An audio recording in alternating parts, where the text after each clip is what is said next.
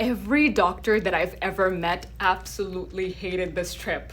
And I'll tell you why. So in this trip, they made groups of like 200 doctors. So every morning after the conferences were done, you have to go sightseeing. So you would get in the bus and then you would wait in the bus for 2 hours. Because there was groups of 200, there would always be some doctors that would be late. So all the other doctors would be waiting in the bus for the other doctors to show up, and they'll be waiting in there for hours. Finally, when the latecomers would come or just call and be like, hey, I'm not gonna show up, they would move the buses, they would go to a place, and often that place would have already closed up. So the doctors were like, oh my god, we were waiting in the bus for an hour, we were stuck in traffic for an hour, we reached Buckingham Palace, and it's closed already, so congratulations. And then the pharmaceutical company would be like, okay, let's just go for lunch then. They would get to the place, and the place would be like, we're gonna shut down. Because imagine this. Imagine you're a Burger King, a McDonald's, something.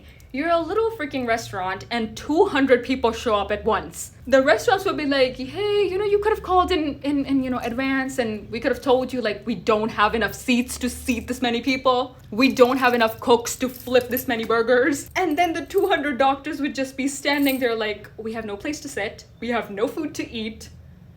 What the hell? And the whole trip was like this. Every single morning, every single hour, the 200 people trying to move together and not being able to. So yeah, everyone ended up hating that trip and hating the company that put them in the 200 groups. So basically the company spent millions to get blacklisted.